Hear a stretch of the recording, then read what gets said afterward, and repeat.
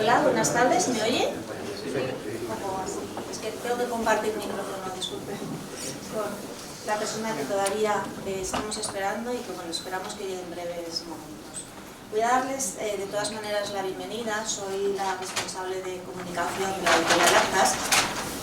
Quiero darles a todos la bienvenida a este acto de presentación del libro Solo muere el olvidado, el batallón 2 del regimiento 262 en la campaña de Rusia en 1942-43 del coronel José Manuel Estevez Falleras. Este es un libro que está suscitando mucho interés entre nuestros lectores, tanto es así que ya en su corta trayectoria de vida ya tenemos una segunda edición a la luz y estamos muy satisfechos con ello. Espero que a todos los que no lo hayan leído les animo a que lo lean, porque hoy está en el sitio adecuado para conocer, además de primera mano, al protagonista que tenemos aquí abajo. Quiero dar las gracias también a la Real Gran Peña por acogernos en este acto. Este es un privilegio de lugar para poder presentar este libro. Quiero también, por supuesto, dar las gracias a todos los miembros de la mesa, a todos mis invitados de hoy, y sobre todo a todos ustedes que han venido hoy ante un desafío muy complicado de superar por nuestra parte, que es el partido de la Liga de la Champions, pero bueno, les confieso que haremos todo lo posible para que no se arrepientan de haber tomado tal decisión. Y bueno, sin más, voy a pasar a presentar a los miembros de la mesa brevemente, porque ellos tienen una trayectoria particular extensa, como pueden imaginarse. Perdón. Y bueno, voy a citarlos por el orden de aparición que irán presentando su parte. Cada uno de ellos irán añadiendo su granito de arena a esta presentación. El primero de todos ellos, Carlos Caballero Jurado, que tenemos al otro extremo de la mesa, es catedrático de instituto e historiador. Desde el principio de los años 80 hasta hoy ha escrito más de 2 decenas de libros de historia militar. Algunos de ellos se han traducido al inglés, al italiano e incluso al alemán. También ha colaborado asiduamente con artículos históricos en revistas dedicadas a temas militares en general, tales como Defensa, Soldiers y Legio XXI. Y también en las dedicadas más específicamente a la historia militar, como es Aportes, Revista Española de Historia Militar, Serga y Ares.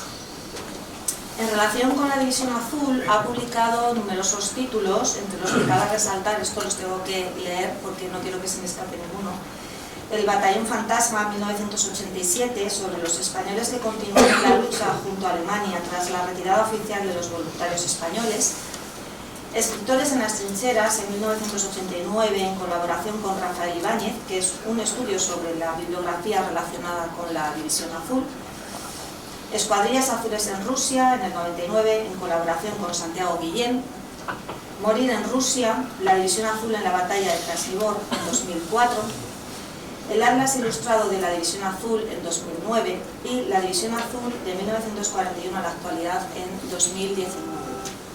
También ha escrito, como pueden imaginarse, muchos artículos, ha contribuido en obras colectivas, prólogos, así como en conferencias sobre el tema. Es socio, además, de la Fundación División Azul y miembro del Consejo de Redacción del Boletín Blau División de la Hermandad de la División Azul de Alicante. Todo ello le convierte en el mayor especialista en España de la historia de la División Azul. A continuación iba a presentar el divisionario, que lo voy a dejar para el final, esperando a que llegue. A continuación intervendrá Félix Sanz Roldán, que muchos de ustedes le conocerán. El general Félix Sanz Roldán es artillero de vocación, conquense de Uclés de nacimiento, y bueno, no necesita presentación. Es un hombre muy conocido, pero quizás no se le conoce lo suficiente. Su larga carrera de servicio a España en el arma de artillería y en la Dirección General de Política de Defensa, que llegó a estar bajo su mando, culminó con sus nombramientos como jefe del Estado Mayor de la Defensa entre los años 2004 y 2008, y también como director del Centro Nacional de Inteligencia, el CNI, entre los años 2009 y 2019, ejerciendo estas responsabilidades con gobiernos de uno y otro signo político. Es especialista en relaciones internacionales, es versado en la Alianza Atlántica, por supuesto, y en la Unión Europea. El general Sanz es un hombre de profundas convicciones, discreto, culto y leal con sus subordinados. Es un hombre que siempre tiene cosas interesantes que contar, y estoy segura de que lo hará también. Y bueno, por último, pero claro, no menos importante, está el autor que es el protagonista hoy, en esta tarde, José Manuel Estévez Palleras. Es natural de Palma de Mallorca, donde nació en 1962. Ingresó en la Escuela Naval Militar en 1981, saliendo diplomado como teniente de Infantería de Marina en el 86. Su carrera profesional ha transcurrido en unidades del Tercio de la Armada, fundamentalmente la Unidad de Operaciones Especiales, y los 2 batallones de desembarco y de la Guardia Real, donde fue capitán de la Compañía del Mar Océano. En 2 ocasiones fue desplegado en Bosnia y Herzegovina al mando de un batallón de intervención multinacional. Además, ha sido ayudante de Su Majestad el Rey, profesor del Centro Superior de Estudios de la Defensa, secretario del Comité Permanente Hispano-Norteamericano en Defensa y agregado de Defensa de España en Sudáfrica, Angola, Mozambique y Namibia. Cazador paracaidista, buceador de combate, desactivador de explosivos, un largo etcétera. Además, es diplomado en Estado Mayor y en el Colegio de Defensa de la OTAN y cuenta con un máster en Seguridad y Defensa por la Universidad Complutense de Madrid. Es autor de numerosos artículos y colaboraciones sobre temas relacionados con la seguridad y la defensa y, por supuesto, estudioso de la batalla de Krasnivor, donde firmó su primer trabajo sobre ella en 1997. En el 20 coordinó el libro de 5 guripas del 262, dedicado al Regimiento 262 de la División Azul. Y bueno, pues sin más preámbulos, voy a ceder la palabra, como he dicho, por este orden, a don Carlos Caballero Jurado. Si no les importa, interrumpiré la presentación para presentar al visionario y después retomaremos. Muchas gracias. Don Carlos Caballero tiene la palabra. Gracias. Se oye esto, ¿no? Bueno, pues muchas gracias por estar aquí. Como me han invitado a presentar este libro, automáticamente ustedes ya saben que voy a hablar bien de este libro. Pero lo que no quisiera yo es que pensaran, claro, va a hablar bien porque es amigo del autor y es amigo del editor. No. Quiero que tengan en cuenta ciertos factores que son de mi vida personal, porque sí pueden calibrar si mi opinión vale la pena escucharla o no. A día de hoy tengo bastantes textos publicados sobre la División Azul, los ha reseñado ella, pero mi primer libro de algún interés, de algún valor, creo yo, es este de Escritores en las Trincheras, por ahí anda el editor responsable de que saliera, mi amigo Miguel Ángel, que nos propuso que, bueno, había acabado el régimen franquista, estábamos en la transición, más o menos se podía imaginar uno que lo que se iba a escribir sobre la División Azul ya estaba escrito, ¿no? Y por tanto se podía hacer un balance final, o casi final. Nos pusimos ese empeño, salió este libro, reseñamos incluso algunos textos que sabíamos que existían, pero no estaban editados, algunos proyectos que sabíamos que estaban en marcha, pero bueno, ¿qué podía salir? ¿10 libros más? ¿20 libros más? No calculábamos que fuera así. Y la realidad es que totalmente opuesta. Y por eso siempre digo que si hay una profesión de riesgo, esa es la de profeta, ¿eh? Nos equivocamos al 100%. La bibliografía sobre la División Azul crece literalmente como una bola de nieve. O sea, cada año más y más y más títulos. Pero llega un momento en que algunas personas llegan hasta agobiarse, no por el desembolso que supone, sino porque miden los libros que tienen sobre División Azul por metros. Y yo tengo 5 metros de libros sobre División Azul. Yo no, si les digo lo que yo tengo, se te va a temblar. Porque nunca he actualizado ese libro. Me lo han pedido muchas veces, pero nunca lo he actualizado por una sencilla razón. Porque cuando intento actualizarlo, voy a publicar un artículo, por ejemplo, en un libro colectivo que salió el año pasado, 26 estudios sobre División Azul. En mí me encargaron el apartado bibliográfico. Bueno, yo entregué mi texto, salió el libro a los 5 meses, señoras y caballeros, ya estaba desfasado. Lo que yo había escrito escrito ya estaba desfasado. Entonces, claro, no me atrevo a publicar una nueva versión y que al día siguiente digan, oye, no has publicado esto, ¿no? Eso sí, me impongo la obligación de cada cosa que sale, me la compro y me la leo. Y por lo menos publico una reseña en el boletín que ha citado ella, la división de la Hermandad División Azul de Alicantina. Por lo menos que se vea que estamos al día. Y lo que se ha publicado, primero, es inmenso. La cantidad que se ha publicado es inmenso. Y si les cuento a ustedes los proyectos que hay en marcha, se echan a temblar. Muchas cosas y muy buenas. Eso que hay algunas cosas malas, no, vergonzosas. Y dices, ¿cómo puede alguien haber puesto su nombre en un texto así? Vergonzoso, de una calidad ínfima. Y estoy hablando de textos incluso de gente que presume de historiador. Pero hay textos que son luminosos, son deslumbrantes. Y este es uno de ellos, sencillamente. No piensen que lo digo por decirlo, es que eso lo voy a argumentar a continuación. ¿De acuerdo? Entonces, vuelvo a decirles que creo que cuando hablo de un libro sobre Visión Azul, tengo elementos de juicio. Igual me equivoco, evidentemente, pero elementos de juicio sí que tengo, porque sigo el tema con auténtica fijación, ¿no? También tengo otras líneas de investigación sobre Visión Azul. A mí una cosa que me apasiona son el ámbito táctico, ¿no? Ha citado ella un libro, Morir en Rusia, la División Azul en la batalla de Krasnivor. Monográfico sobre esa batalla, pero tengo incluso, esto ya es un poco de frikis, uno muy especializado que es la artillería en la batalla de Krasnivor. Solamente la artillería, no, lo cual les da una idea del nivel de obsesión que tengo con esa batalla. Bueno, el caso es que cuando publiqué Morir en Rusia, tengo una historia que quiero contarles para que entiendan lo que voy a decirles a continuación. Me pidieron un artículo y a mí me dan un teclado y tengo más peligro que un carlista después de comulgar, porque me pongo a escribir y no paro. Total, que al final fueron 6 artículos, pero como se había concebido como un artículo, pues no hice lo que es propio de un libro, ¿no? Se publicó al final como un libro, y es referenciar los agradecimientos y referenciar la bibliografía. No lo hice porque fue gestándose de esa manera. Y al final, bueno, pues no hubo ocasión. Pero al cabo de unos años se publicó un librito chiquitín, un estado de la cuestión sobre la batalla de Krasnivor, en la que interveníamos bastantes historiadores. Y yo aproveché y dije, bueno, ahora quiero decir cuáles han sido mis fuentes.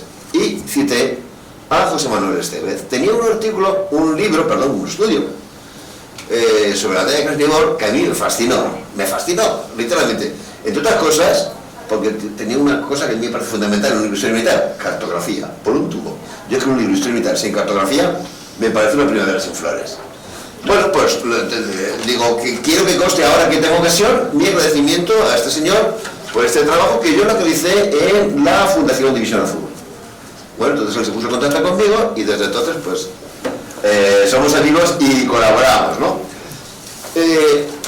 Vuelvo a decirles, si digo que un texto es bueno para la batalla de Krasnivor, no lo digo por decirlo, que lo he estudiado con detenimiento, con pasión.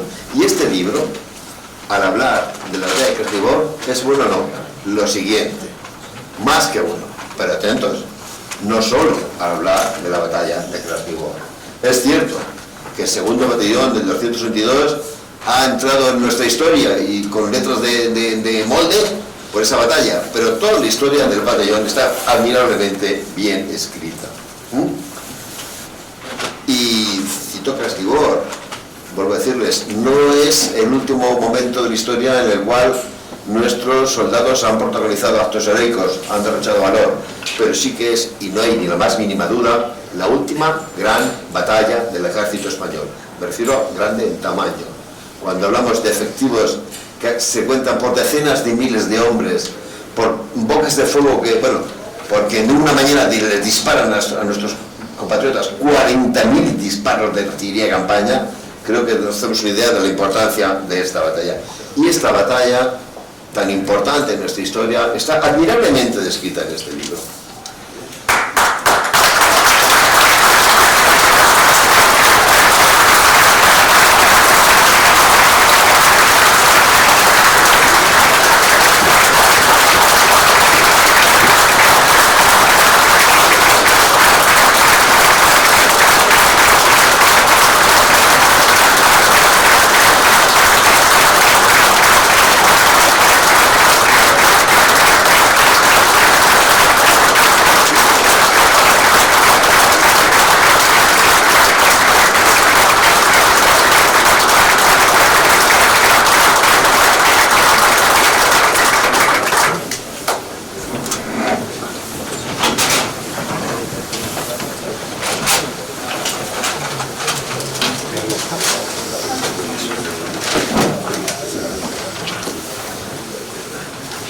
Disculpe Bueno. la interrupción. Nada.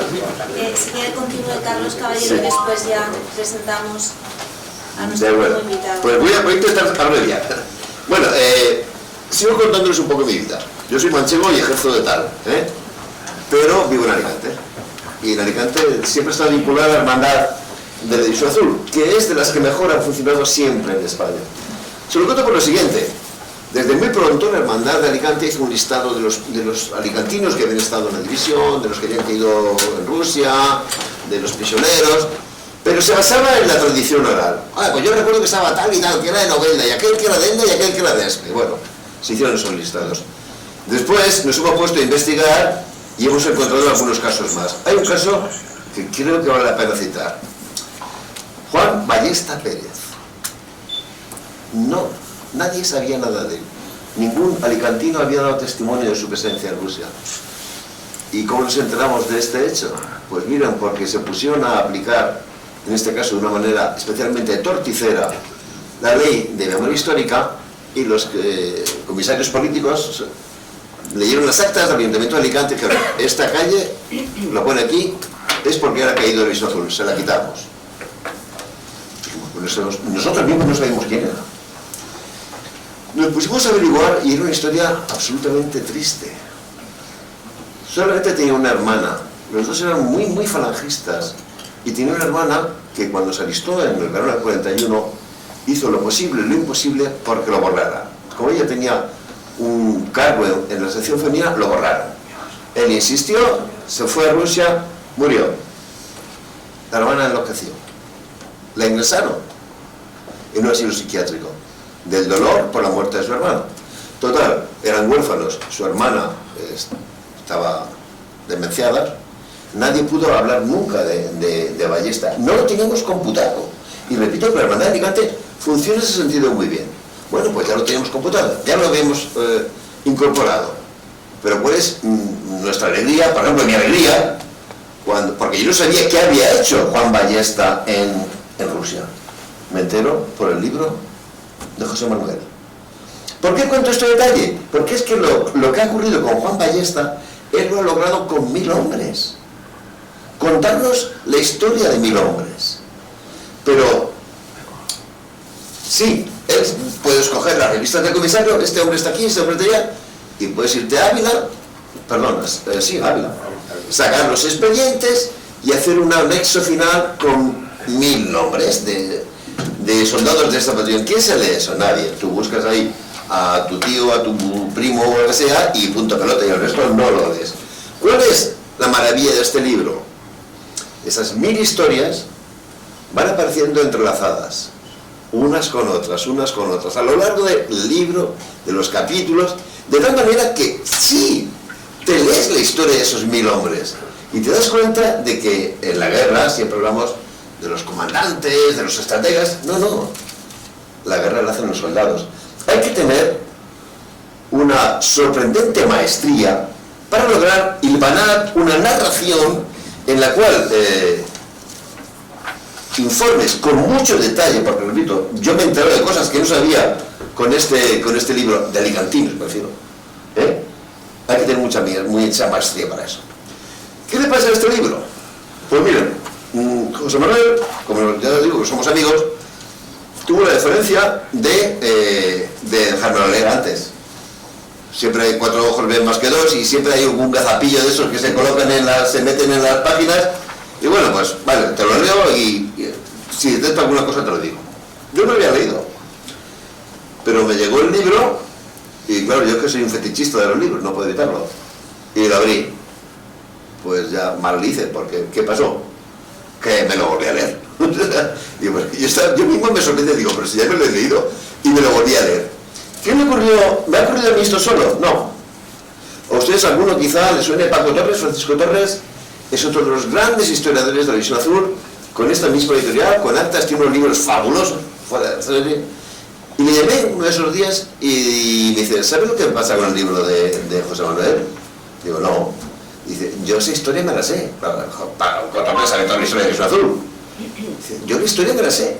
Dice, pero no puedo soltar el libro, no se me cae de las manos, ¿no? Esto es un mérito excepcional del libro, porque se puede escribir esa historia pero hacerla aburrida y sosa, ni más ni menos. Y el mérito es que, el libro te lo lees en cuanto lo tienes en tus manos, lo hables, ¿no? A mí una cosa que me ha impresionado especialmente es que yo era capaz de sentirme en las trincheras de Sal Batallón. Tal como está escrito el libro, yo me sentía entrando en una chabola, entrando en un puesto de mando, y para eso pues hace falta mucha maestría. Yo, por la edad que tienen ustedes y por el lugar donde estamos, deduzco que muchos de ustedes han leído libros sobre la División Azul. Casi seguro, juraría que muchos han leído Escritores en las trincheras, de Capitán Palacios, que es uno de los protagonistas de este libro. Pero me da la impresión de que muchos han debido leer también División 250. Es un clásico de la literatura divisionaria. Es una novela. Tomás Salvador, un veterano de la división, escribe esa novela, pero lo escribe con un sorprendente rigor histórico. Es una novela, pero podría ser un ensayo histórico. Bueno, pues en el caso del libro que hoy tengo el honor de presentar, ocurre lo mismo, pero al revés.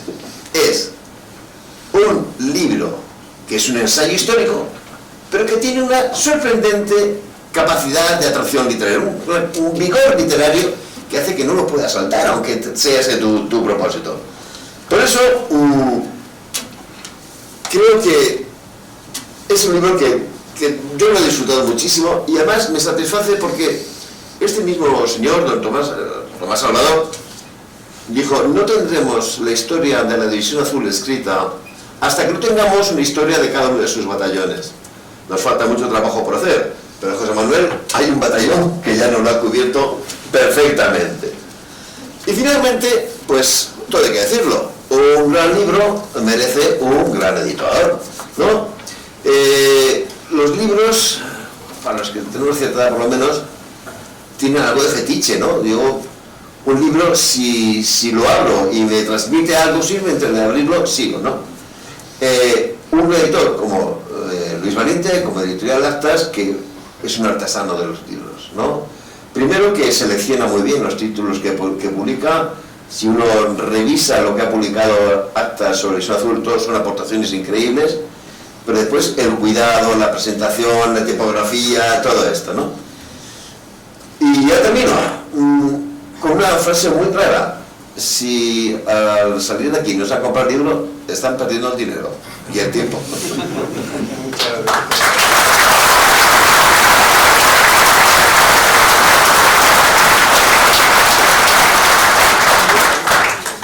Gracias, Carlos, mediante la exposición. Y ahora sí tengo el placer de presentarles a nuestro invitado de honor, que es José María Blanch. Saben, nacido en Sant Feliu de Guíxols hace 98 años, en diciembre de 1941, cuando solo contaba con 18 años recién cumplidos, se alista como voluntario en la División Azul, donde fue encuadrado en la plana mayor del Regimiento 250 de Artillería, a las órdenes directas del capitán Mateos. Allí desempeñó la función de intérprete por sus conocimientos de alemán. Durante la batalla de Krasnivor sirvió en la batería que mandaba el comandante Reinlein. Al ser repatriada a la división, trabajó en el gobierno civil de Gerona como traductor. Más adelante se incorpora a una compañía americana que compraba antigüedades en Europa, y por eso la razón por la que viviera en Italia, Francia, Inglaterra, Colombia, entre otros países.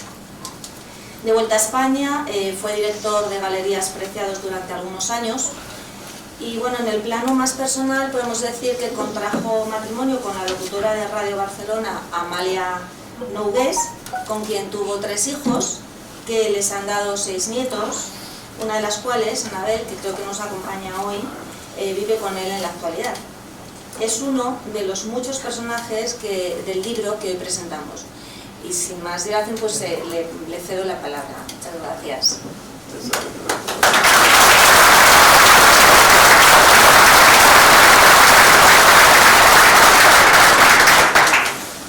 Bueno, pues, ¿qué les voy a contar?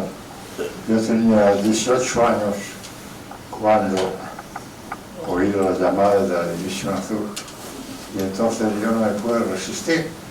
Afortunadamente yo vivía solo de familia en España, mi familia vivía en Francia y no tuve que pedir permiso ni a nadie, ni a mi padre, ni a mi madre, ni a nadie. Y entonces me fui a la División Azul con muchísima ilusión, estuve 2 años y realmente no voy a decir que lo pasé muy bien, porque eso no es verdad, no se pasa muy bien en una guerra, se ven muchos muertos, muchos heridos y muchas veces pues uno lo pasa muy mal, ¿no? A lo mejor se queda un día entero sin comer, cosas de estas, ¿no?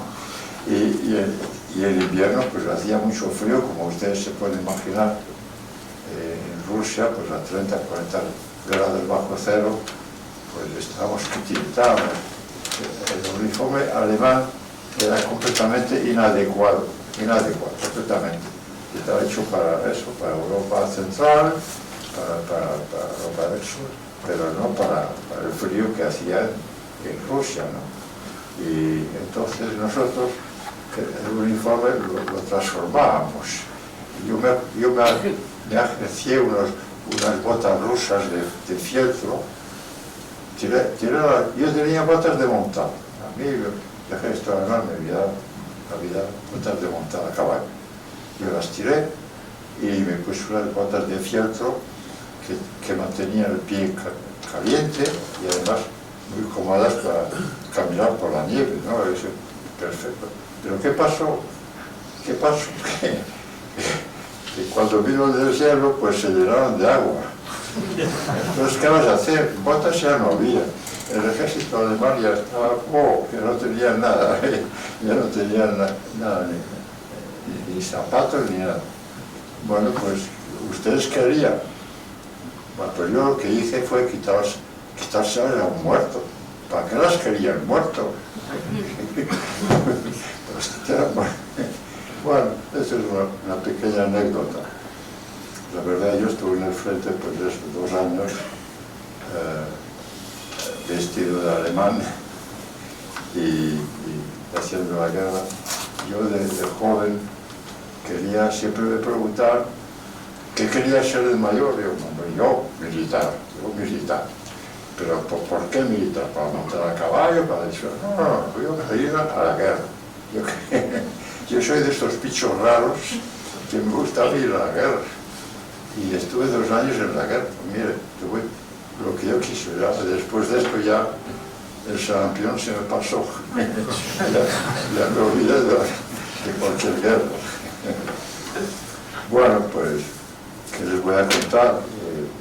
2 años dan para mucho y yo estaba en el frente de Leningrado. Allí en invierno hace mucho frío, hay mucha nieve, se pasa muy mal, se come frío porque las comidas se enfrían enseguida, ya te llegan frías, duermes mal, y bueno, ¿qué les voy a contar?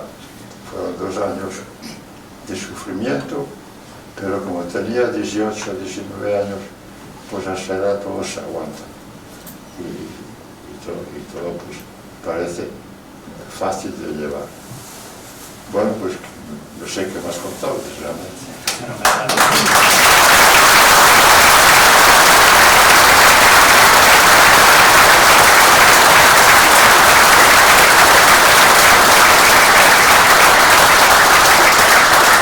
Ojalá que está en la artillería.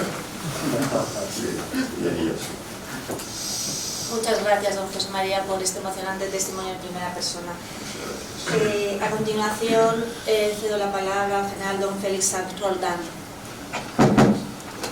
Buenas tardes, queridos compañeros y amigos que sé que casi llenan este auditorio, pero especialmente queridas familias de aquellos soldados que sirvieron tan bien y tan lejos. Yo acepté con orgullo y también sintiendo con responsabilidad presentar este libro.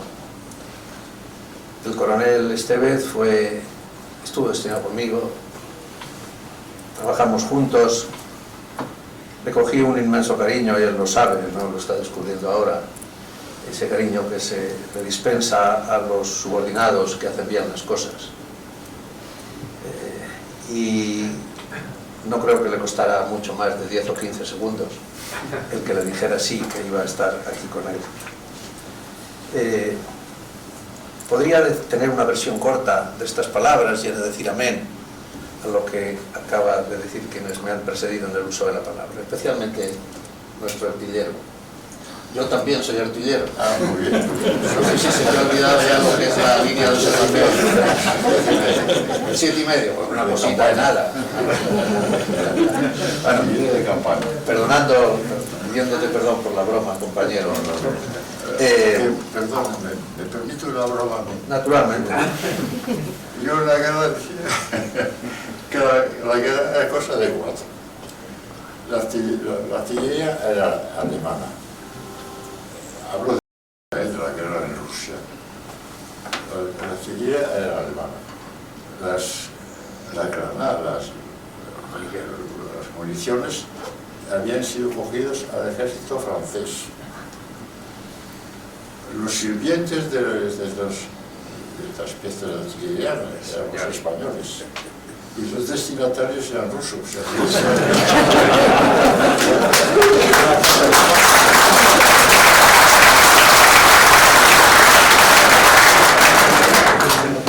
Muy bien, pues conservas el buen humor. Quería empezar diciendo que este libro es un libro de historia de soldados. De soldados, en esta ocasión, básicamente de infantería, porque es la historia de un batallón de infantería, batallón que mandaba el comandante Palleras.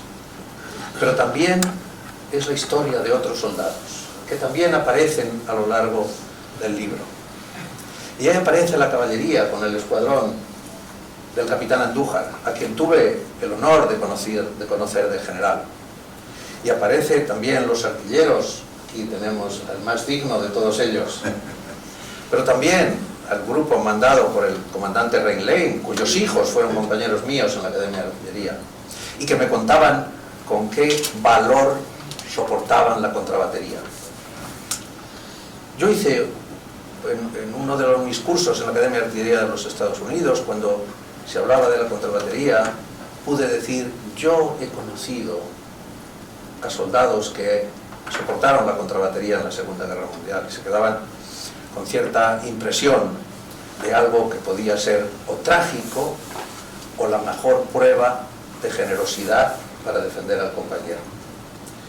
Y también circulan por las páginas del libro del coronel Estevez, Los tapadores, del entonces capitán Aramburu. Por aquí está su hijo. Y están los soldados de transmisiones que con una paciencia infinita recorrían las líneas una y otra vez para que pudiera ejercerse con aquellos medios tan rudimentarios el mando y control dentro de aquel batallón y el enlace con las unidades o que apoyaban o de las que recibían apoyo. Y también circula un alférez de intendencia con un camión en mitad de la batalla de Krasnivor, despreciando absolutamente el peligro y diciendo, es que llevo munición, tengo que llevárselo a mis compañeros de infantería de primera línea, como sea. Y circulan también, y con un honor extraordinario, los miembros del Cuerpo de Sanidad Militar, que salvaron montones de vidas, muchísimas vidas, sacrificando la suya, y sacrificándolo de una manera absolutamente extraordinaria. No tenían miedo, no sabían lo que era el miedo, solo sabían que tenían que salvar la vida de sus compañeros. Todos estos circulan por las páginas del libro. Por tanto, es una historia de soldados. Es una historia de soldados, añadiría más, soldados españoles. Soldados básicamente de la infantería española, pero con todos sus compañeros. Soldados, cuando leemos un poco más, profundizamos en el libro, que son exactamente iguales que los de Rocroi. Recordemos aquella anécdota de Rocroi en la que un soldado de los tercios le dice a un mochilero: ve y cuéntalo, porque sabía que ellos no iban a sobrevivir ninguno y merecían que reconocieran su trabajo. El ve y cuéntalo se ha dicho también en Krasnivor, y el mochilero ha sido el coronel Esteve, que nos cuenta lo que allí pasó. Entre Rocroi y Krasnivor hay justo 300 años, pero no hay ni una sola disminución en la capacidad de sacrificio de nuestra infantería. Allí quedaron muchos. No hace mucho tiempo leí que no existe tierra en el mundo que no conozca la tumba de un soldado español. Esto nos lo vuelve a poner de una manera tan gráfica que a veces asusta. A veces asusta, porque esa preparación, por ejemplo, artillera en Krasnivor, que yo leía a las 2 y las 3 de la mañana en el despacho de mi casa, créanme, aunque soy oficial de artillería, la sentí como real. Y en algún momento tuve que parar y cerrar el libro, porque pensaba yo también que alguno de esos proyectiles de la preparación me vendrían, a través de lo que aquí leía. Es una historia de soldados escrita por un soldado. No creo que haya mejor calificativo para el coronel Estevez que este. Es un soldado. Y es un soldado de infantería. Es un soldado de infantería de marina. Y hay muchas infanterías, como hay acorazada y de montaña, y pónganle ustedes el calificativo que quieran. Pero lo que le distingue, y lo que distingue a cada soldado de infantería es eso, precisamente: ser infante. Ser el que combate en silencio, porque tiene que oír la voz de sus sargentos. Y de combatir en silencio le sale la mejor forma de hacerlo con heroísmo. Solo mira a sus compañeros, ni siquiera los molesta durante el combate. Es infante de marina, disfruta del espíritu de la infantería. Aquel que en la doctrina para el empleo de las armas del año 1956, un libro que los que estudiamos entonces los cursos de Estado Mayor teníamos que aprendernos casi de memoria, aquel libro que definía a la infantería como un conjunto de capacidades medias. No era el que más capacidad de fuego tenía, porque lo tenía la artillería, o no tenía más capacidad de movimiento, porque lo tenía la caballería, o otras cosas como este, y no quiero ser demasiado técnico por aquellos que no nos hayan acompañado a lo largo de nuestro viaje dentro de los ejércitos, pero sí terminaba diciendo: es un conjunto de capacidades medias. Y decía también: es fiel reflejo de las virtudes y defectos de una raza. La infantería constituye el nervio y la categórica expresión de la valía de un ejército. Eso dice nuestra doctrina muchos años después de Krasnivor. Y ese fiel reflejo está en este libro.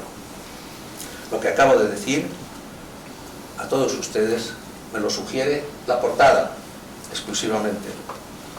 Me lo sugiere también ver a esos 2 divisionarios, 3 porque se ve el brazo de otro por detrás, que, como dice las preces que rezamos en nuestros actos militares, como héroes lucharon y como valientes murieron. Pero eso es solo la portada. Hemos de entrar en el libro, y en el libro entramos el 7 de mayo de 1942, en un momento en el que se releva el mando del batallón entre el comandante Matías Sagardoy y el comandante Pañeres. Es tan próximo este libro a nosotros que yo hoy he almorzado porque tocaba, no porque haya hecho un acto específico, porque venía a verle usted esta tarde, con don Juan Antonio Sagardoy. Muchos de ustedes le conocerán al tener, es uno posiblemente el bufete de abogados laboralistas más importante de Madrid, lo dirige. Y me contaba, como cuenta, como mejor prueba de fidelidad a la realidad que tiene el texto que glosamos, que su tío, cuando volvió a Pamplona, pesaba 50 kilos. Es justo lo que dice el coronel en el acto del relevo, y pone en boca del coronel Palleras, del comandante Palleras, algo singular, y dice: vaya batallón que me ha dejado Sagardón.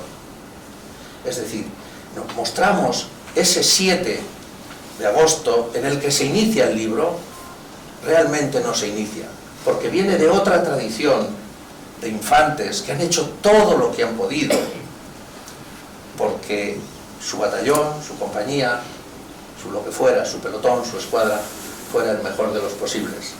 Ahí empieza, pero también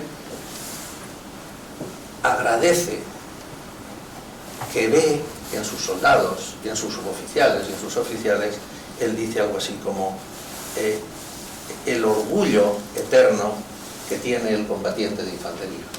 No distingue el comandante Palleras el soldado que mandó en la guerra de África en el año 21 del soldado que mandó durante nuestra guerra civil, del soldado que está mandando allí, y dice para sí mismo: con esto se puede ir a cualquier sitio. Eso es lo que leemos del relato del 7 de agosto. Naturalmente, esta veteranía que ya tenía en aquel momento, la hemos tenido que recordar hace unos meses, porque hace unos meses también celebramos el centenario de Anual. Parece como si nuestra historia fuera por ciclos de 100 años. Rocroi, 200 años después, Anual, 100 años después, Crosnivor, con fechas prácticamente exactas. Y allí también tuvimos que juzgar a los soldados, a muchos de ellos por su heroísmo, incluso a una unidad completa que recibió la laureada de San Fernando y que le fue impuesta por al coronel al estandarte del regimiento por don Juan Carlos en el Palacio de Oriente no hace mucho. Por tanto, oficial que sabe lo que dice, pero también dice cosas de soldados de los más diferentes orígenes posibles. Extraña cuando leemos el texto, y también viene bien decirlo, porque parece como si a los soldados de la División Azul se les metiera solo en un cajón en el que o eran, pues no sé, venían de las derechas. Nos encontramos a un soldado de Barcelona, del POUM, que se va allí, y nos encontramos a milicianos que han hecho la guerra civil en el ejército republicano, y nos encontramos a estudiantes. Uno, curiosamente, y cita el texto, había terminado la carrera de medicina y lo ocultó porque lo quería, era ser soldado de infantería. Y cuando inmovilizó el brazo de un compañero, lo hizo también, que le dijeron: tú no tienes que estar aquí, tú tienes que estar en el botiquín salvando vidas. Y él todavía negaba: no, ha sido casualidad. Eso nos da una idea de hasta qué punto este hombre quería estar allí para combatir. Y encontramos labradores, muchos, uno de mi pueblo. Y encontramos policías, curioso. Encontramos un miembro de la familia Osborne, que posiblemente no necesitaba ir a Rusia para nada, sino que por alguna razón quería ir allí. Pero todos eran españoles. Y eso es lo que allí les unió. Y estoy absolutamente seguro que cuando tocaban por la mañana Diana, si es que lo tocaban, posiblemente sí, porque en el entierro del comandante Palleras hubo un trompeta que tocó el toque de oración.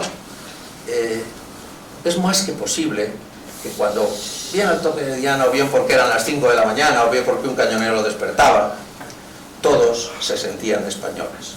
Esa era en ese momento su grandeza. Allí fueron todos, nadie les preguntó de dónde venían, pero verdaderamente todos supieron dónde iban. Por tanto, repito, es una historia de soldados contada por un soldado y interpretada, permítanme que presuma diciendo que yo también soy soldado, interpretada por otro a través de este texto que hoy les presento. Un texto que no puede ser mejor, y excusen mi vehemencia. Yo reto, aquí somos muchos, y quizá alguien más, perdón, sepa de la existencia de este texto, ayer lo comprobé. Es la mejor descripción posible de una batalla. Yo no sé si su experiencia en Bosnia y Herzegovina sufrió algún hecho muy parecido al de una batalla, o si ha tenido la suficiente imaginación, después de leer tantos reglamentos en las escuelas de Estado Mayor y preparar tantas operaciones, como a decir las cosas debieron ser así. Pero este libro nos muestra una batalla absoluta que es imposible. No conozco todos los libros del mundo, es obvio, pero conozco muchísimos textos que narran pues, hechos como este y que desde luego ni se parecen.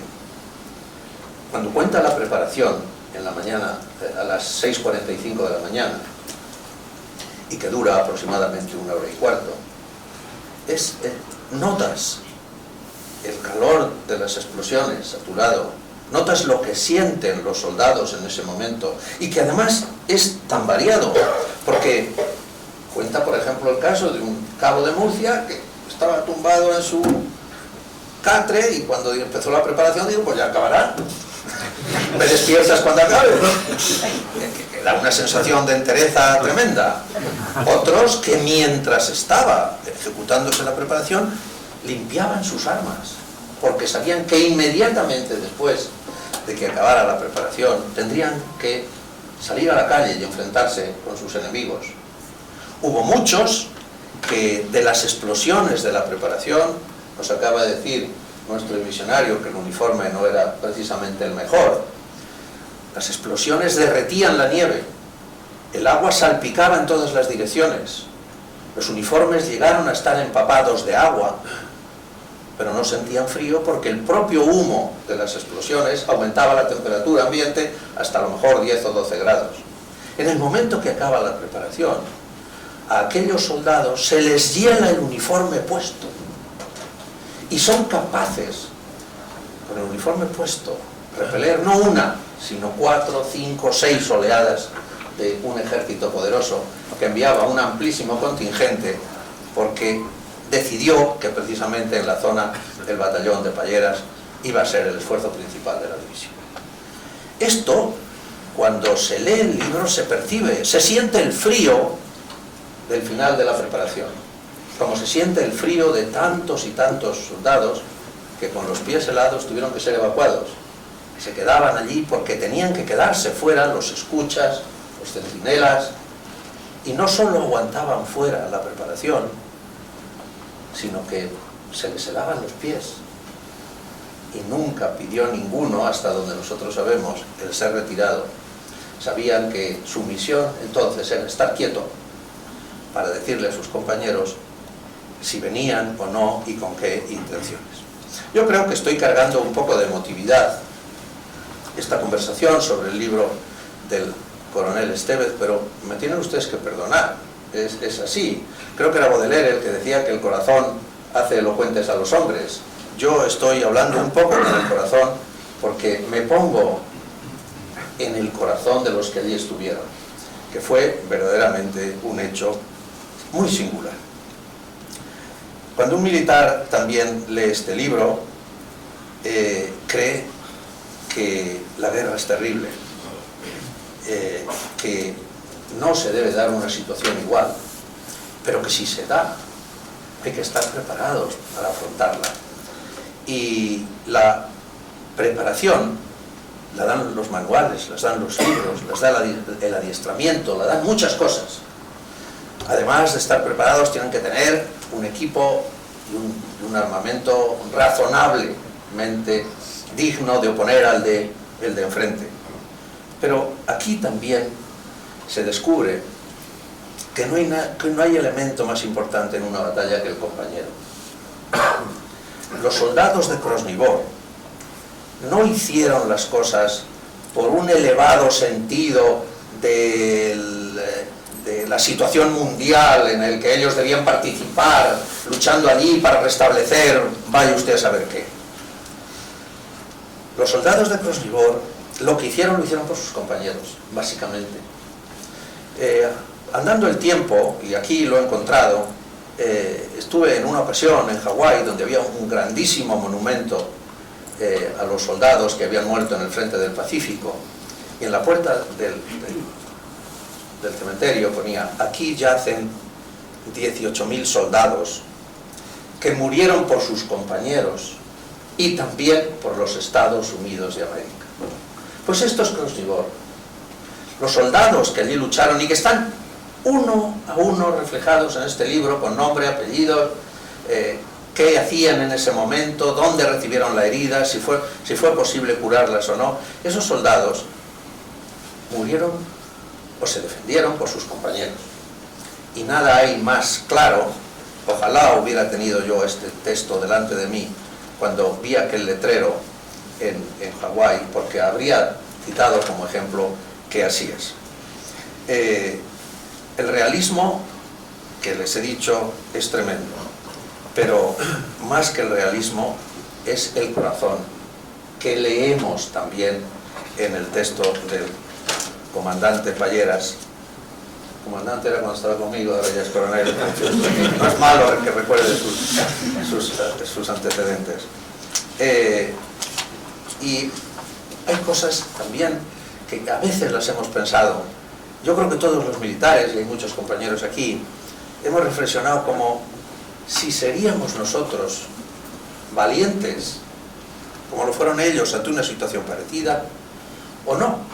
A mí solo me ocurrió una vez algo que podía ser parecido a esta situación, y es que durante la Marcha Verde fue un grupo de artillería, me dijeron que iría con ellos, y cuántas veces decía: ¿y estaré yo a la altura? Estos que describe el libro del coronel Palleras lo estuvieron todos. Por tanto, cabe también como enseñanza de su lectura el que hay algo en esta raza nuestra que nos permite enfrentarnos al riesgo con fuerza, con determinación y con generosidad, porque en el fondo la máxima generosidad es esa, el no importarte tu vida por ayudarle a tu compañero o al que lo necesite. Hemos visto, al leer el texto, hemos podido conocer a muchas personas que han compartido con nosotros la vida y que a mí me hubiera gustado saberlo antes. Por ejemplo, el general Ricardo Arozarena fue jefe mío.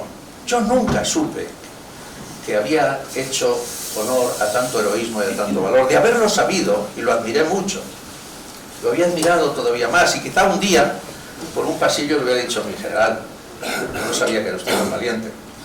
O otros muy conocidos que han tenido puestos importantes, que han aparecido en los medios y que supimos que hacían algo bueno o criticable durante su vida pública, pero no sabíamos que habían sido miembros del batallón y que por lo tanto habían sido tan generosos. Yo me gustaría citar algunos. Por ejemplo, el teniente Salamanca, sargento. Tuve el honor de almorzar con él cuando era jefe de Estado Mayor de la Defensa, y era magnífico hablar con él porque parecía que no había hecho nada.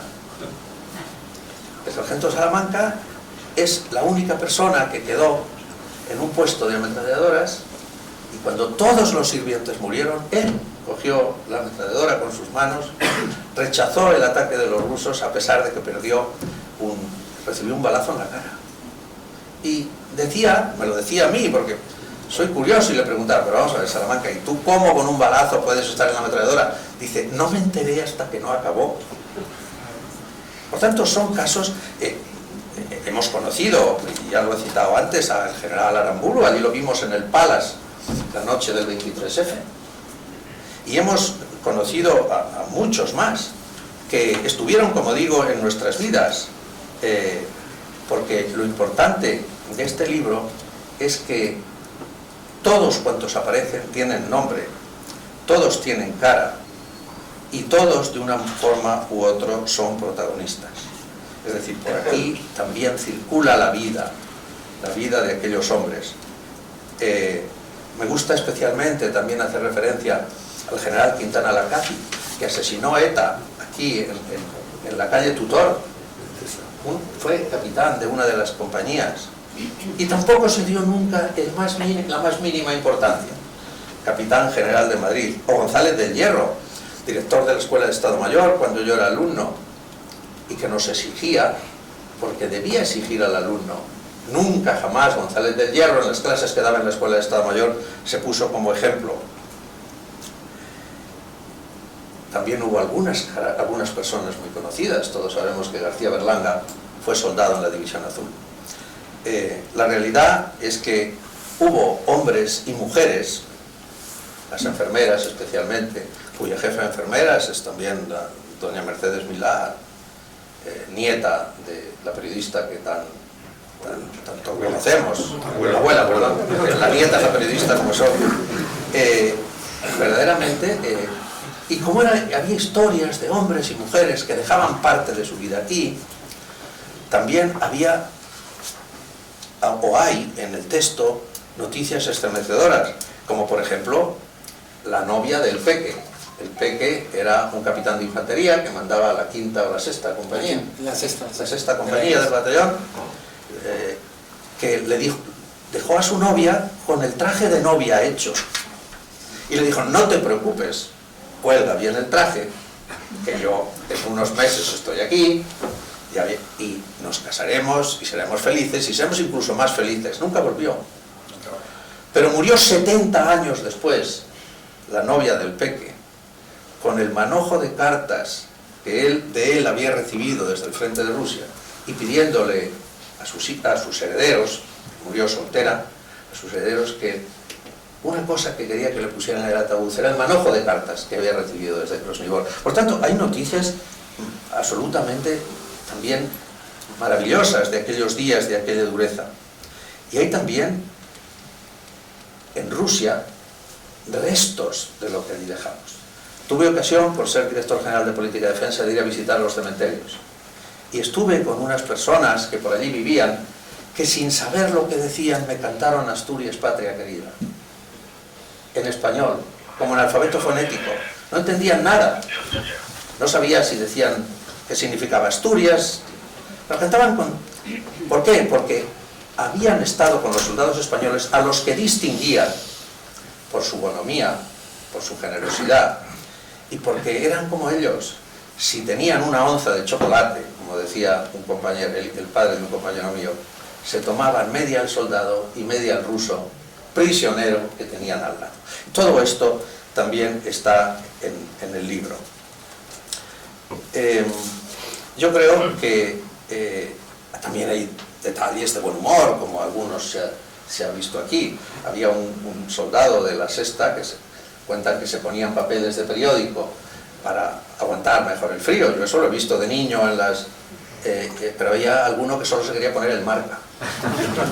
Porque, claro, y había alguno que le quitaba al Marca las hojas de Barcelona o del Madrid o de aquel que era el equipo de... Y se ponían debajo del uniforme el Marca para estar calientes, pero había de ser el Marca. Y lo compraban. Quiero decir que lo compraban, si alguno lo recibía, incluso estaban dispuestos a pagar dinero porque se lo dejaran. Por tanto, todas estas cosas que son la vida incluso en mitad de la guerra, son lo que se encuentra aquí, con nombre y apellidos. Esa es la gracia. Porque cuando el coronel Estevez dice que un soldado debajo del uniforme se ponía un periódico que era el Marca, lo dice un soldado, lo dice con nombres y apellidos. Yo algunos, no sé si tengo aquí algunas pestañas, algunos son absolutamente, pues, por ejemplo, invadiéndolo todo, el humo de la artillería hace llorar los ojos de Saturnino Martínez, un joven soldado de Palencia, mientras abre la puerta de un refugio enemigo con una fuerte patada y lanza una granada. Es decir, no fue un soldado el que se lanza contra el enemigo y le da una patada a la puerta, fue Saturnino Martínez, o fue José Blanco Román, que era cabo y no deja de animar a sus hombres, diciéndole en qué han de pensar en el próximo minuto, y así podríamos citar muchos más. esa es otra de las grandezas de este texto. Los que no murieron, que fueron la mayoría, cumpliendo con su deber, sufrieron cautiverio. Hasta marzo de 1954 que llegaron. Yo recuerdo, tenía yo 9 años, pero recuerdo, no había televisión, al menos en mi casa no la había, pero sí recuerdo en algún nodo, de alguna manera, ver llegar el buque Semiramis a Barcelona. Y sé que fue un acontecimiento nacional el recibirlos, pero también el cautiverio fue terrible. Les cuento una anécdota personal. Cuando ocupé mi despacho de director general de política de defensa, había un armario que no se había abierto nunca y bueno, pues no teníamos llave ni teníamos la combinación, nos abrió alguien del CNI y solo había un documento dentro, que era el juicio contradictorio para la concesión de la Cruz Laureada de San Fernando del capitán Palacios. No pude por menos que ojearlo. Y paré en un momento en el que contaban cómo el capitán Palacios, por hacerse respetar y que se cumpliera con el derecho de la guerra, estuvo 45 días en una celda que tenía 30 centímetros de agua. Es decir, si se sentaba en agua. Sus pies estuvieron siempre en agua. Todo lo que le ocurría al capitán Palacios era en 25 centímetros de agua. Nadie lo doblegó. Hemos hecho una película maravillosa sobre el coronel Boggy. ¿Cómo sería la película sobre el coronel Palacios? Que también conocí siendo jefe de un batallón de la milicia universitaria en el campamento del Robledo. Y también sin darse ninguna importancia. Yo creo que muchos de los universitarios que pasaron por el Robledo y tuvieron de jefe de batallón a el teniente coronel entonces Palacios, no sabían que estaban hablando con un héroe. Pues bien, esto, como digo, es la vida. Y allí estuvieron, y allí sintieron. Yo creo que, por no extenderme más, les debía decir que llegó un momento, como el propio coronel Esteve dice, que el batallón se rompió en 1000 pedazos. Y esos 1000 pedazos quedaron unos en tierra, enterrados en Rusia, otros volvieron en el Semiramis, otros, como la persona que nos acompaña, volvieron cuando le tocó, otros volvieron con heridas de las que no se curaron nunca, pero no hay referencia alguna en este texto en el que diga que alguien volvió diciendo no debía haber ido. No existe esa referencia. Todos fueron y todos cumplieron y todos están hoy aquí. Por eso es tan oportuno el título, Solo muere el olvidado. El coronel Esteve no ha olvidado a ni uno solo de los miembros del batallón 2262. Y, por tanto, creo que le tenemos que dar las gracias todos a este trabajo, porque no solo ha recordado y, por tanto, mantiene vivo la memoria de los soldados de la División Azul, sino algo más, ha sido capaz de dar vida a algunos que no la tenían. Esta es la gran virtud de este libro y, por tanto, tenemos que agradecérselo.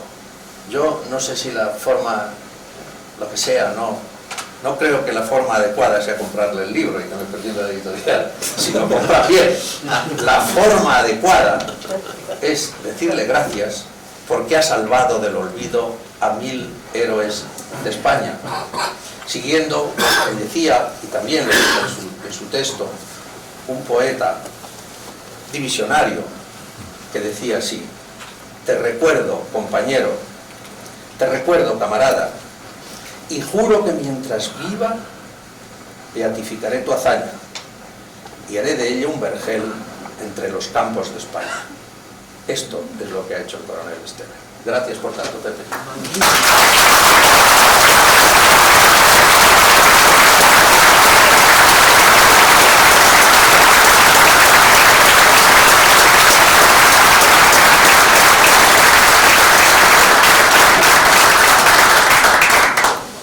Muchísimas gracias, general, por su interesantísima exposición y sus amables palabras.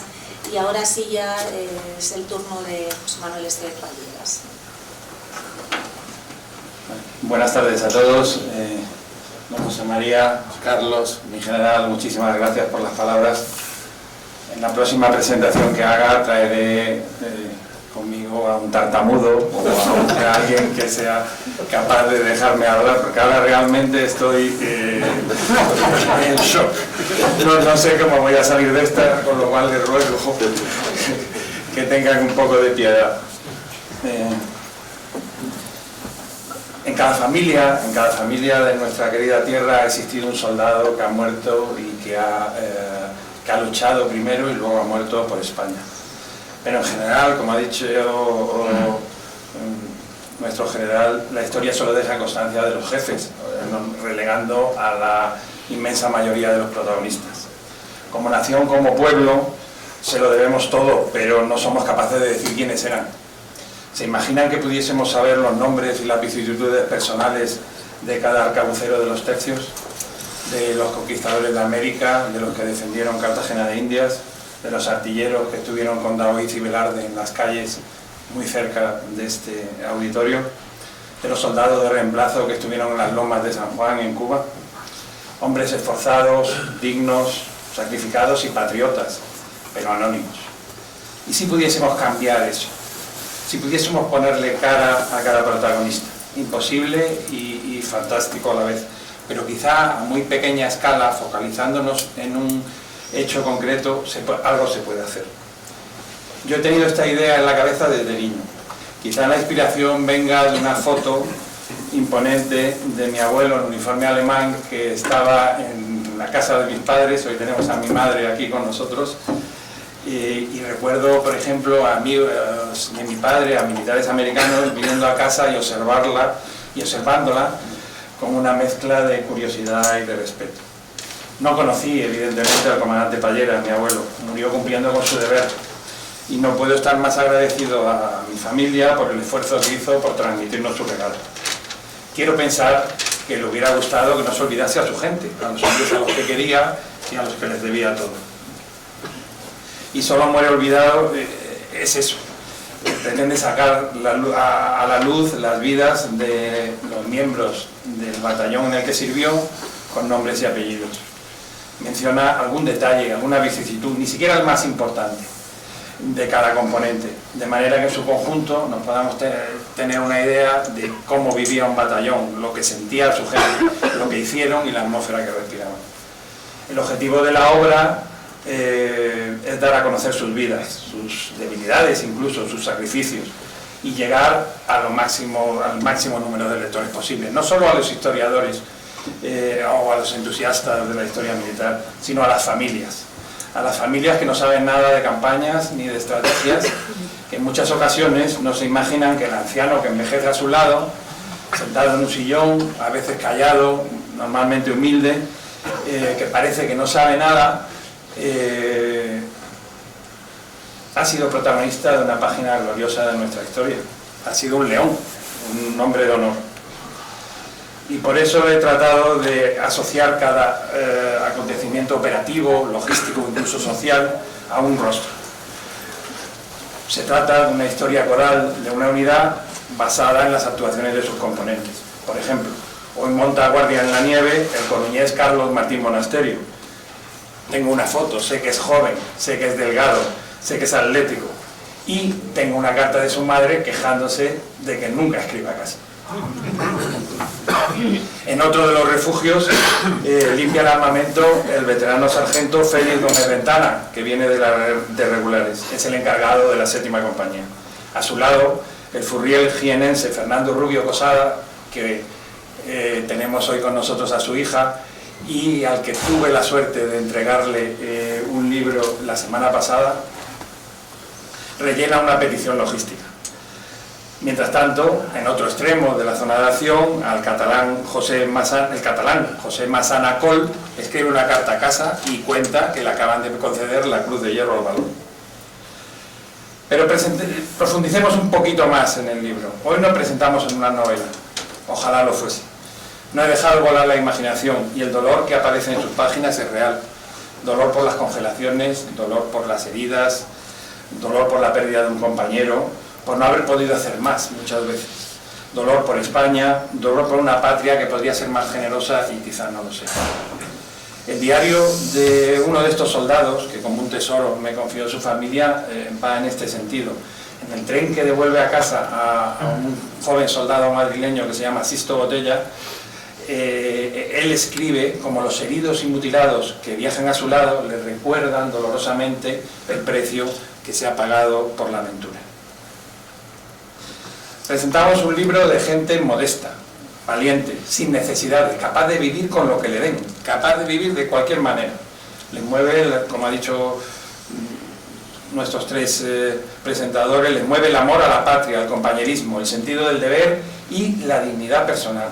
Porque cuando se está rodeado de valientes es difícil ser otra cosa. ¿Quién quiere ser menos que el de al lado? ¿Quién quiere dar el primer paso atrás? Sentado con alguno de mis hijos o con mis hermanos en el archivo de Ávila buscando estos expedientes, hemos encontrado toneladas de documentación burocrática sin valor humano alguna. Trámites de pensiones, certificados de fallecimiento, cédulas, exhortos, pero de repente aparecían ante nosotros relatos realmente heroicos a los que se ha referido el general, que merecían, debían ver la luz. Sobre todo, y esto sobre todo lo hemos visto en las propuestas de condecoraciones, que las que se redactan después de la batalla de Krasnivor parecen imágenes de película. Para muestra un botón. A las 10 de febrero del 43, Krasnivor, a las 9 menos 10 de la mañana. A la posición defensiva del teniente Jourdain, uno de los tenientes de este batallón, se acerca una sección de carros rusos, con 4 carros pesados que no han sido capaces de parar. Iban con infantería, han separado los carros de la infantería, pero no han sido capaces de parar a los carros. No tenían armas contra carros a nivel compañía. El primero pisa una mina y queda inutilizado. El segundo llega hasta la alambrada de protección y empieza a pivotar las cadenas para romper las alambradas y pasarle por encima a un nido de ametralladoras lleno de españoles. Pero Dios ayuda a los valientes y en el movimiento las cadenas patinan en el barro y en las explosiones y el carro es incapaz de seguir. El ruso abre la escotilla para ver qué ha pasado. Y en ese momento, claro, es su perdición. Un rafagazo de ametralladora lo mata. La escotilla se queda abierta. Pues sin que nadie se lo diga, sin tardar ni un segundo, el teniente de esa sección se sube encima del carro y le cuela una granada por la escotilla, esperando 3 segundos para que no se la puedan devolver. Todo esto está en una propuesta de condecoraciones, es decir, no es una cosa inventada, no es una película de Hollywood. Ni que decir tiene que sus hombres, al ver esto, otro se acerca y le mete una carga debajo de la cadena de otro de los carros y el cuarto, al ver estos están locos y se va.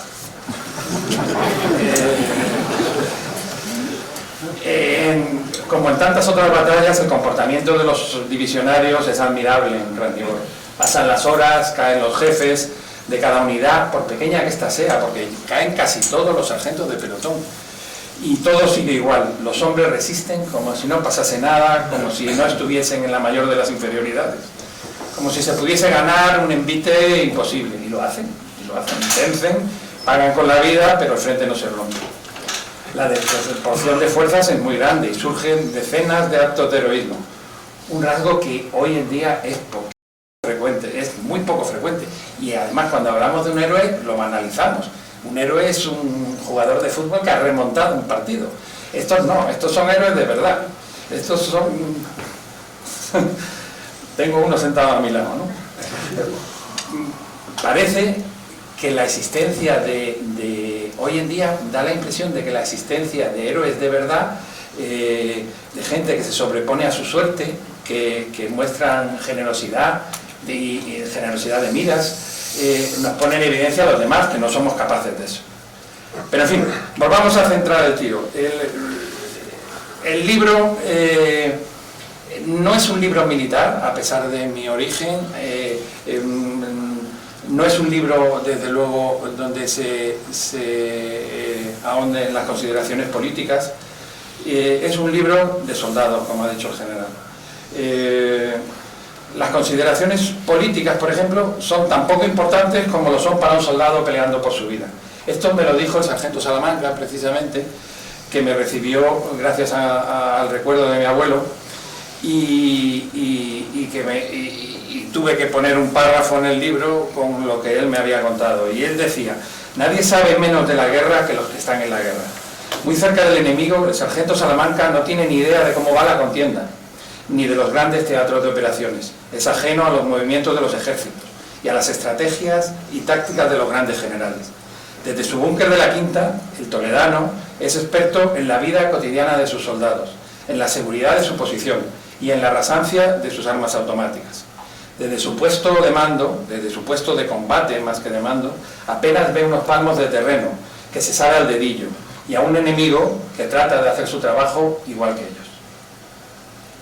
En resumen, lo importante en estas páginas son los sentimientos, el honor, la camaradería y la solidaridad.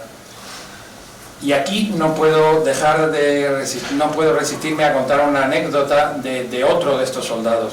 A su llegada a España, tras 11 años de cautiverio y grandes penalidades en el Gulag soviético, el alférez Castillo declara en el juicio contradictorio que nos ha contado el general, el juicio contradictorio para la concesión de la laureada a su capitán, que es Teodoro Palacios. Y pese a lo vivido y del tiempo transcurrido, se acuerda de cada nombre, de con quién estaba, de cuándo murió, de si fue herido, si lo mandó hacia tal sitio, hace un relato perfecto de la situación. Hombres leales como él, leales con sus subordinados, que es lo que más importante es, españoles de una pieza, son los que han hecho posible este trabajo. Encontramos también historias de compromiso, de adhesión a la misión, del ABC de la milicia, de soldados que hacen desaparecer sus intereses personales con un objetivo colectivo, del sentido del deber llevado al extremo de sacrificio. Hay un ejemplo sobrecogedor.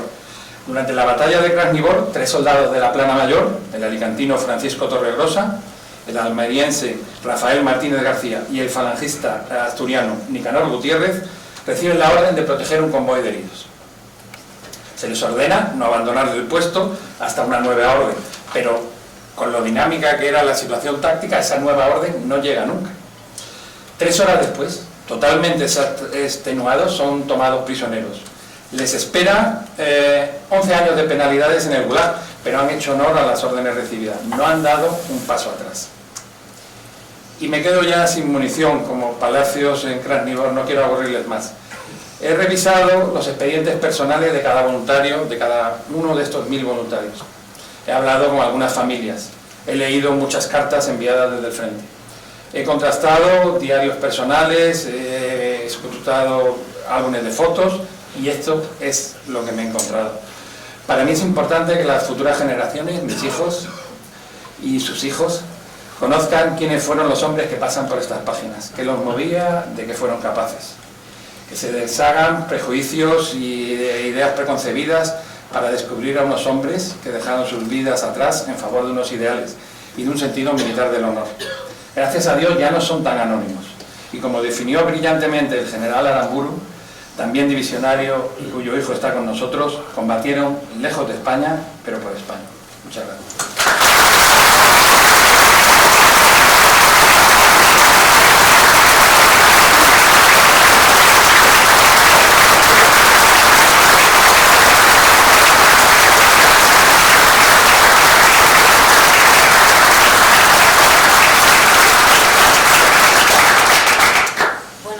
Muchas gracias, José Manuel, por tu relato, sin duda fruto de una profunda labor de investigación que hay detrás de esta obra. Te deseamos mucho éxito, que será nuestro también. Y bueno, pues nada más, dicho esto, espero que hayan pasado una tarde agradable. Los que no hayan podido pasar a firmar el ejemplar o hablar personalmente con el autor pueden hacerlo en este momento. Y nada más, ha sido un placer, hasta pronto.